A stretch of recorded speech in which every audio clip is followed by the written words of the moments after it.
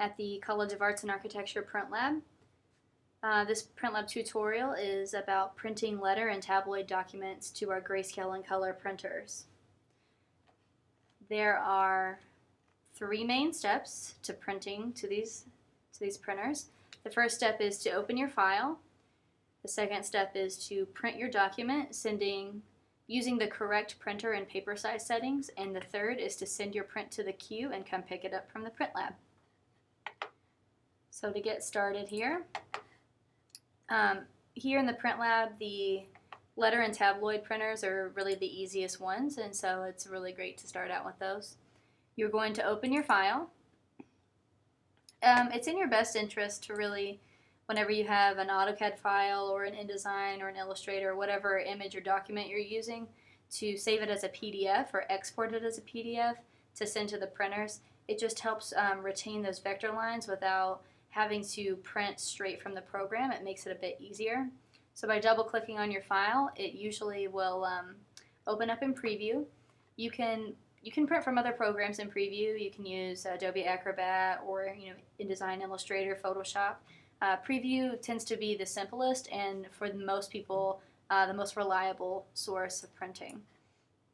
And so you just go to File, Print. This page will pop up right here. Depending on whether you have color or grayscale, this image that I'm printing is grayscale. So we have the HP laser grayscale setting, and we also have the Xerox color laser. Obviously the color laser is going to be for the color printer, which means that your color printing is going to be a little bit more expensive than your grayscale settings. These two printers only print 8.5 by 11 and 11 by 17. Nothing else, no note cards, no legal size paper. But they also have the option for cardstock. Note that the cardstock is a bit more expensive. I think it's 10 cents more per page added onto the original cost of whatever you're printing. So for my purposes, I'm going to be sending my print to the laser grayscale because it has no color, so save myself a little bit of money. So now that I have the correct printer settings, I really only need one copy. I am going to send this on US letter, but please note that if you are wanting to send an 11 by 17, you'll have to click Tabloid. Whenever you're sending a print, the default setting is US letter, and so if you just automatically hit print and send it, your document will be printed out on 8.5 by 11. That money will be deducted from your printing account, and we cannot refund any job that is not a printer or print lab employee error. So you would lose money. So make sure you just pay attention to all of your settings before you just really hurry up and send that print.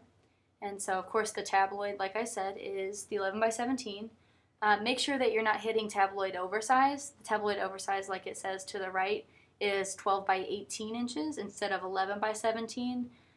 So basically what would happen is your print would be sent to the tabloid paper and part of your image or your document would be cut off. The same goes with the US legal. US legal, instead of 8.5 by 11, is 8.5 by 14, and actually the printer won't even recognize this print and it will cancel it and you will lose money as well. So I personally just need the US letter, so I'm going to leave that. Once you choose your paper setting, don't mess with the orientation. It will print correctly as long as your paper size and settings are correct. Another point to note out is that the scale of the document, it will automatically default to scale to fit to print the entire image. So right now, because this file that I've printed is a bit small, it's scaling it up to 150%. But if you have, say, an AutoCAD document that you've scaled in AutoCAD to be an eighth of an inch equals a foot or a 16th of an inch equals a foot, you're going to want to make sure that you click the scale and you scale it to 100% instead of scale to fit. That way your measurements on your document will be true to size. But since I don't need that, I'm just going to have scale to fit. Everything looks right. I have my correct printer, my correct paper size. I did not mess with the orientation, and my scale to fit isn't an issue. So I'm just going to hit print. What will happen next is that the computer will chug a little bit. It's going to send it to our printing system, and then it'll pop up with this print job notification.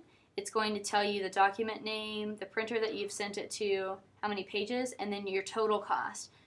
When you send print, the print will be sent to our printing queue, and this price will be deducted from your printing account total. So just go ahead and send that because it's all correct and I want it to be printed. The next box that will pop up is this one right here. It's a little message saying that your document has been held in queue and that the print lab assistant is going to review it and send it. On my end of the spectrum, as a print lab employee, I'm going to show you really quickly what the queue will look like.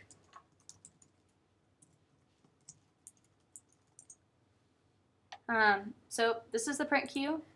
Depending on what time of the year it is or what time of the day it is, right now we only have 2 jobs in the queue, but this list can get very, very long, especially during midterms and finals weeks. We'll sometimes have hundreds and hundreds of print jobs to send. So just be aware of and be conscious of how many people are printing in the lab, because we do print first come, first serve. So I would be sending like this right here. Looks like Lauren has sent something to the laser color. Real quick, it's 60 cents, so I can kind of deduce that she's sending a color tabloid, 11 by 17, so I'll just go ahead and print that since she was first. Refresh that, and then the printer is going to print it. And then here's my job. Here's my job that I just sent with you guys. And I'll show you how this works.